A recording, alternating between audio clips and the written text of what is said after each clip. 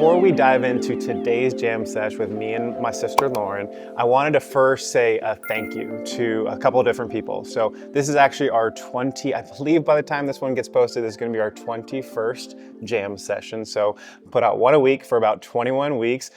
We're so proud of them, and we want to just say thank you to Jay, our video person, who we do all of these videos in-house, and then we send it to him. He goes through it and makes it beautiful, which is what you guys see. Also want to thank our amazing designer, Kelly, on some of the graphics for some of these videos and other things.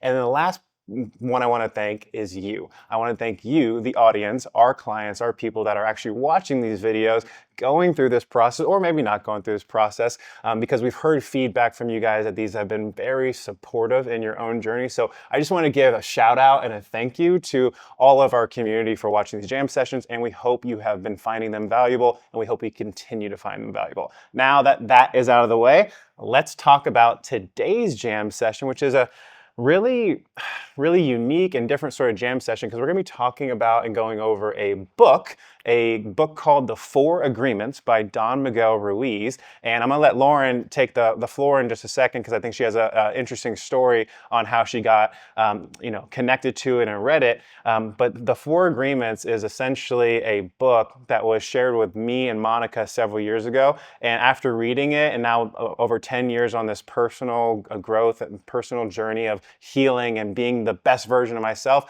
I actually think it's a prerequisite, because I think it gives so much value on how to shift our perspective, not only on our internal self and how we view ourselves, but how we react in things around us as well. So Loren, the 4 Agreements, your story is pretty interesting. Share with them, like, how did you get introduced to it and what that all looked like? Yeah. Well, first of all, I love books and content that it's one of those books where no matter where you're at in your journey, you can always come back to and get something out of it. So even for preparing for this video, it was great to kind of review it again, because it's just one of those that either you just watch this video and you run with that for today, or you read the book every year, every couple years, whatever the case is. It's just one of those books that's really, really impactful.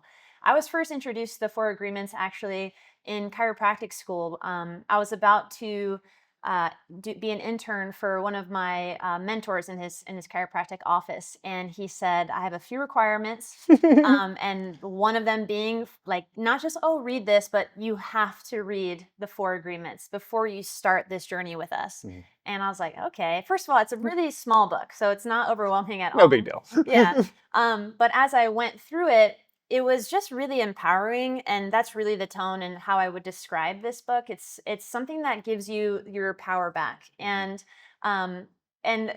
throughout the course of my time interning with this doc, many times did I want to react a certain way, say a certain thing, spiral in my mind about something, but I couldn't, because we had the agreement that I was going to read this book, and it became this anchor that I fell back to many times during that journey and season of my life. So it was just a really impactful book for me. Yeah. So you said it's a small book, but packed with a whole lot of wisdom. It's actually interesting, like, I hadn't read it in a few years, but back in the day, I think we read it probably like 9 years ago first, and then I think I'd read it 2 other times over the next 3 or 4 years. So it's been a few years since I've actually gone to it, but the wisdom that was imprinted on me, it's like, oh yeah, we definitely have started to live that. And just to kind of frame the conversation before we get into those 4 agreements that Don Miguel Ruiz talks about. So this author, he comes from a Toltec heritage, which is indigenous to Mexico. They've actually the Toltec have been around before the Aztecs. So we're talking thousands upon thousands of years of knowledge, wisdom, and living life that has been passed down through generation. And so this guy, Don Miguel Ruiz, he grew up in that environment, but then just like a lot of teenagers and young 20s, like, rebelled against the family, right? And so he didn't want to necessarily go down the path of his family, because there were a lot of shamans, a lot of healers, and a lot of that Eastern philosophy, but from Mexico. But essentially what happened was he went to medical school and he wanted to be a surgeon. and he had a very bad car accident that totally flipped his world upside down. He had a very spiritual experience and then decided to go back to his roots. So he had to kind of leave that spiritual path and that, self-development path and then to come back to it. But essentially through his research and through his own spiritual practice, he created this book in the late 90s called The Four Agreements, which we're going to go over the four of them and kind of just expand upon them. But these agreements, what we're going to share, they are so simple, right? They're simple, but there's depths and layers to them. So hopefully with this conversation, we kind of go through it and just plant the seeds for you to start thinking about and what's going to be a journey along the way, correct? Just to kind of start utilizing those things. Oh, yeah, absolutely. So shall we dive in? Let's dive in. So number one, the first agreement, which I believe is a very powerful agreement, all of them are, but is to be impeccable with your word. So being impeccable with your word, initially you first think, okay, the words that I tell people, how I communicate with others. But first and foremost, I like that he starts out by talking about being impeccable with the words that you tell yourself. What are the things you tell yourself? And it's just one of those, when I first read it, I didn't realize how many words I do tell myself and Yeah. be able to question what am I really saying to myself day in, day out. And just really we dive into this a lot, how, everything is energy and so are the words that we say to others and to ourselves. If anything, it was a good reminder to kind of have that pause to really think and slow down before I would speak to others how I spoke to myself. It was really, really impactful. I think I remember reading that and then throughout continuing to read that process and looking at our own life, like we don't even realize like that subconscious, like negative self-talk that so many of us have, like, oh yeah, like I'm not good at that, or like that's never going to happen for me. It's like, it's playful, right? Like in the world, we have a lot of people that, just have that kind of attitude. And I think we were like that similarly. We grew up kind of that way with some of that conversations and words we use. But, you said it. Every word, every experience, every person, place, thing, but the word specifically, they carry a weight, a tone, a vibration, energy. You say these things enough, like, that's just part of my family. That's just who I am. I'll never be able to do that. And even though you're maybe kidding, that word is powerful. Whatever you speak into this world sends out that frequency and energy, and our nervous system is a seek and find mechanism. So what's it going to do? It's going to find more of those things. Yeah. You ever know that person or come across that person who's like, oh, this stuff just happens to me. Yeah. This is my life. This is how it is. And you kind of see it is how it is. And I imagine probably because they keep saying this is how it is. So when could it ever not be that way? They're going to look for the, challenges or road bumps or speed bumps, whatever the case is, that's going to get in their way of that because they keep ironing that into their process. Yeah, I think, and with this book, the main theme of the book is one of the main themes is to take ownership of our life, right? And people don't realize how powerful that the words that they speak to other people as well, which is the other piece, like gossip as well, being impeccable with your word. Gossip, I think you and Monica even did a jam sesh on this of just like the toxicity of gossiping and talking about things like that's a very potent and powerful negative energy that we're putting out in this world. So he speaks about that in that as well. Is anything else to add to that? Yeah, I mean, and this is where when you start to this journey of self-growth and you're learning these new rules, you want to just figure it out immediately and just be so mindful. And I just want to almost give like a warning,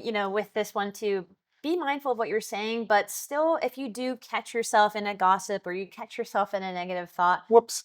yeah, it's part of it, Yeah. right? But what do you do after that? How can you shift it after that? So again, as long as it's be more mindful, it's in the back of your mind. You're gonna have slip ups, if you will, but just know that that's part of the whole process, and just make those tiny micro shifts, moving forward. It's a beautiful way to say, yeah. You're gonna mess up. You just be more aware of it, and they happen less frequently and less frequently. So, number one, being impeccable with your word. On to number two.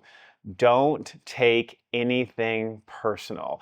This is my sister. I am her brother. I think we are perfect to have conversations about not taking anything personal because we have all of these years. So let's jam on that. Not taking I mean, anything easier said than done, right? Don't take it personally, but truly imagine just for a second if you really, really embodied what it means to not take something personally.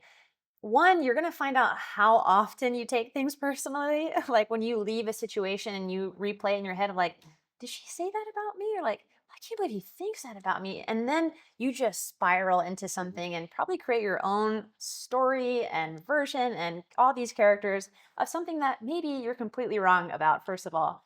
But yeah, it's one of those things where it's easier said than done. But just imagine and keep leaning into the idea of what it would feel like if truly you did not take something personally. And I mean, I've grown a lot being close with you. It's definitely a practice, and like it's not that I'm being a jerk to Lauren.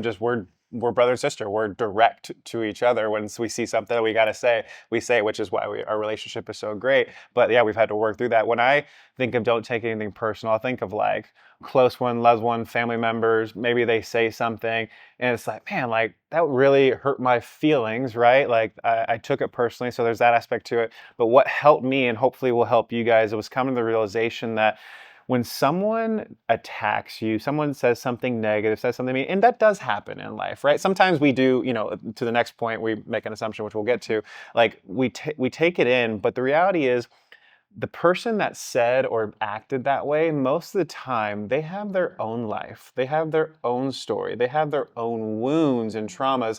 And what really helped me was to realize, like, oh, that person's just acting out. That person's just like, they don't know how to respond, how they feel inside, so they subconsciously like put something on someone else, and it's challenging because it hurts, but it's like, oh, we can actually just like empathize with that person, sympathize with that person. It's like, oh, they're just going through something, and it kind of eases it a little bit. Yeah, to meet it with compassion Yeah. during the most challenging times, and again, it's a process and a journey, but I've actually really seen the shift that I have with people, especially, when we're talking with people who are in pain. You're Sometimes people aren't their best version when they have a lot of pain in their Yeah. life. If I took every interaction I had with someone who's in pain personally, one, I can't really help them. Two, I would be very sad and like it'd be Yeah. hard to keep showing up. But if you meet them first with compassion, the fact that whatever came out of them maybe cut a little deep and it hurt you, Mm, yeah. got me. That's a real experience for you. And what's going to help you and that person and your perception of all of it is just meeting them with compassion. Mhm. And so I think that's a good, like having the empathy, having compassion with that, just to like, it diffuses the fire of it a little bit. Yeah, and depending on how many years of stuff is in between the person that does that, it might not be easy to be compassionate and empathetic right away. Yeah. But one thing that I think that helped me, and I'll just share it. It might have been in the Four Agreements or somewhere else along the way of what we read, of like the story of the Buddha that talked about someone's having a challenge and they present to you this negativity. If you think of it as like they're giving you something, and I think they use the word gift, right? We don't have to accept their gift, right? The way that we accept their gift is taking that hate, taking that anger, taking that, just reaction to them. Again, they might be good-hearted people, but they're sending something to you. You don't have to take said gift. You can actually leave that quote unquote gift with them. And we talk about every experience is a opportunity for growth. So even though it's negative, it can be considered a gift, but that's just the reality. Like if we can't meet them with empathy and compassion and be there for them, maybe it's just like totally distancing ourselves, seeing them and acknowledging that, hey, they're going through something, but I don't have to actually take that on because that's what you're dealing with as well. And that can sometimes be, you guys did a empowered empath class, like taking on other people's stuff. You want to be there for support, but really the true power is like holding your own space so that way you can show up as your best self. Yeah. And we talk about that too in that class of how it really doesn't help anybody whenever you do take that on. If Mhm. they say something hurtful and you think it's truth, that's just two losses right there. Yeah. Yeah. Yeah, totally.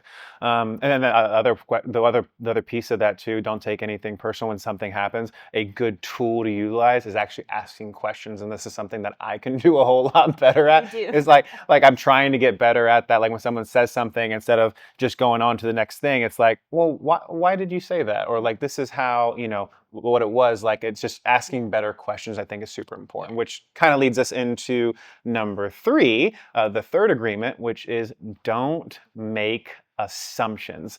Before Lauren shares, you guys have heard the saying, what happens when you assume? You make a bleep out of you and me. Oh, what? And that is very true. Assumptions do no good. And let's jam about it now. This is probably the most impactful one out of all of these. The one that really has changed my life, honestly. Because again, you have that interaction, and then you walk away, and then you could just, it's amazing what the brain can do and Whole what big story. your mind can make up, and a whole thing. And I bet you've been caught many times where you had an interaction and time passes and then someone clears up that interaction and you just completely misinterpreted it. Meanwhile, for 5 hours, you were thinking one thing. I mean, it's absurd when you think about it in that way. Yeah, But that's yeah, good. Mm. no. Yeah, that's like the biggest thing. Like in the book, I think one of the other main points is like to end suffering, and suffering only happens if you continue playing the story in your head because of these perceptions of what is happening or happened. But if like yeah, like you think about an experience that happened, like it could have been so simple, but then if you assume something within our nervous system goes to childhood. Lauren, when she was 12, she was this way, and now she's doing it again in this way. Like you can just you can create like a 10-year story in about 10 seconds, right? Yeah. And it can feel as if it's real because your nervous system biology doesn't know the difference between right here, right now, past, present, future, or perceived if it actually is real. It's going to create that stress response. It's actually funny today. Something happened between Dr. Eric and I in the shift. She said something, I said something, and I don't know if we fully understood each other, but I initially started making an assumption, but I was like, no, let's not assume that. I'm doing this video on today. I can't make any assumptions. So we had a break 30 minutes later, and then we sat in the back, and I asked her, hey, what about this? What something happened here? She's like, oh no, this is what I meant. This is what I meant. I was like, awesome, cool. We cleared it up. So like, again, I could have gone down the path like Erica's this and Lauren did this, whatever. But the reality is we're creating most of this in our head. And if we can just not make that assumption and have better communication with that person, even though it's uncomfortable, we can start to clear the air. And probably 95, 99 out of 100 times, probably wasn't exactly what we thought. That's what's cool about all these agreements is that if anything, it just causes you to take a pause, right? And it kind of slow yourself down and just be present with what's at hand and gives you a chance to choose, right? You can't just take off with the emotion and react, or you can kind of take that breath, practice not making assumptions, and just slow things down. There's this very silly video that I can't. That's what I'm laughing about. I'm thinking about these two comedians did it. Key and Peele, Yeah. where it's two guys texting, Yeah. and he's like, "Hey, you want to go out?" He's like, "Oh, whatever." He's like, "Whatever," and he's like, "Yeah." And the other guy is saying like, "Yeah, sure." He's like, "Sure." He's like, and like, "Yeah, I mean, you want to go?" "Oh, you want to go?" Like they're just You wanna go. like completely making it. I don't know. We'll have to So funny. drop that video below, but it's hilarious just to see how like that happens all the time of just these interactions, conversations, communication. So if anything, just to remember to slow down. If you catch yourself making an assumption, you're probably wrong, and even if you are right, you might as well just not play that game. Yeah, it's again, easier said than done, and it just shows that funny skit by Key and Peele shows how our perception of reality is everything. And our perception is based off 5, 10, 15, 20, 30 years of experiences that have ingrained in our nervous system a certain way that when someone says this, that I react in this way, and before we know it, someone's being light and loving and kind, and you read a text and like, that jerk, I'm gonna kick his butt kind of thing. Yeah, which is And hilarious. that's the empowering thing again about this book and these agreements is all you can handle and control is your perception, your perceptual lens. And there's so many things that you can help, make sure that it's a little bit clearer, a little more calm. You can't control anyone else's perceptual lens in which they are living. So they may, like I said, they may say things that you take personally, or they may say things that are misinterpreted or whatever, but all you can control is your perception, and these agreements are really just here to help you clear that. Just helping you along the way, little baby steps, Mhm. which leads us into, I believe, the most important because it kind of encompasses everything and all of these concepts and all the concepts that we talk about from health, mental, emotional well-being, and just doing our absolute best to live our optimal life. Number 4, always do your best. So always do your best. Again, I want to, you can hear that, but I want to expand on really what that's saying. Always do your best doesn't mean every single day you're giving it 100% go, go, go, and whatever that looks like to you. But it's acknowledging where you're at that day. Let's say today, whether you're sick or you're particularly stressed, let's say you have about 70% in the tank Mhm. that day. What's the best version of that 70% that you have that's going to be, committing to your best? And again, you're the only one that really gets to define what your best is and what your values are, and making sure you're in alignment with that. But every single day is going to be different. Life is going to throw you different curveballs and challenges, but you only know what your best is. And so, if you're in a particularly hard situation, what is the best within the parameter of whatever's going on, all these different variables? What is your best? And just committing to that. And then at the end of the day, you can sleep easy at night because you know with integrity you did your best. And that can look like mistakes, that can look like messing up. But having that, that ease, that, what, I committed to that. Maybe I pushed myself a little bit more than I would have, instead of just kind of letting the day and challenge take me. Yeah, Yeah. it's a very deep conversation because we're high achievers. Like we have a business, we're entrepreneurs. Like I remember the beginning of opening up, like we were working 6 days a week, and on the seventh day we were going out still and like meeting people in the community and go go go. Then you have kids, then you have family, then you have more responsibilities, and just things start to build up. And I think what it is that when you can ask yourself that question, like you said, like what is my best today, you take away the judgment as well, like because no one else is judging us, right? We're judging ourselves.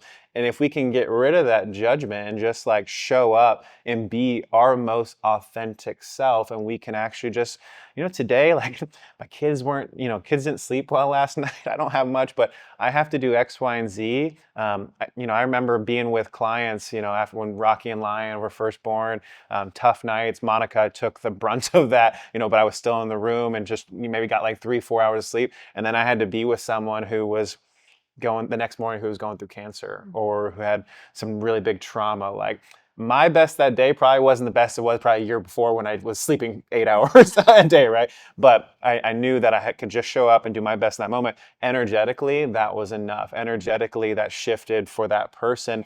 And it's like almost giving yourself credit. Like I don't think enough people give themselves the credit, especially if they're on a journey. If they have a bad day, if they don't do all the things they do, they're so tough on Yeah. themselves. And it's like shifting when people are quick to give themselves a hard time when they know what their good day is, Yeah. and they show up and it's not that.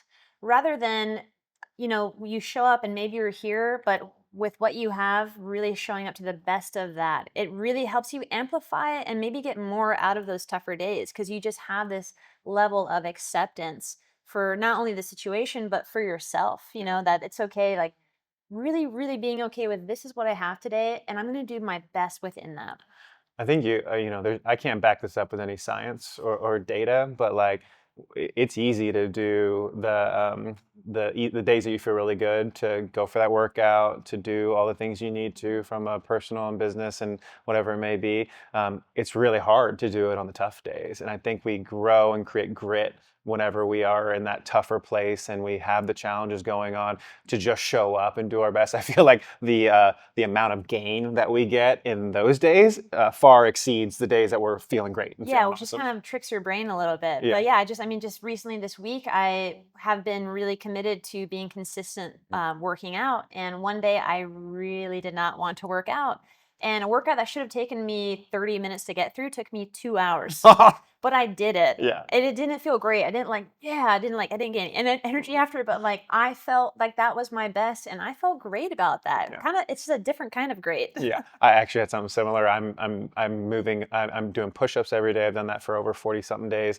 I'm trying to move my body in an aerobic way every day for 20 minutes, like whether it's biking, running. But the other day, or climbing or yoga. The other day I wasn't feeling good, and I was going to the gym to force myself. I'm like, I kind of feel like sick almost. Like I need to respect my body, but I'm just gonna jump on my e-bike and I'm gonna go ride just around downtown. It's not gonna be too stressful on my body, but like I'm gonna do it. And I actually felt so good just doing that. So it's like this balance, listening to your body, listening to what you need, and then whenever you go move through that and you feel good, then you're going to be taking that next level up, which will allow you to do even greater things when you're feeling good. And So we're it's cool. basically giving you insight into how our mind works when these things come up, right? The conversations that we're having with ourselves and how we're using these 4 agreements to check in. And again, if anything, just the theme of this book and these agreements are to slow down and be intentional and just be mindful of how you move in this world. And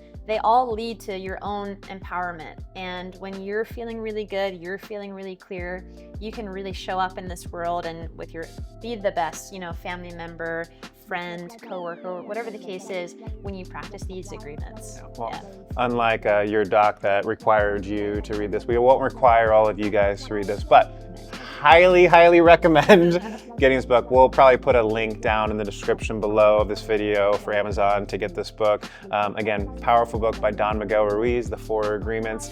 We hope you guys found value in this video. We hope this can start a conversation with yourself and maybe even other people around you. If you found value, please like, please comment, please subscribe, and until the next one, have a wonderful day.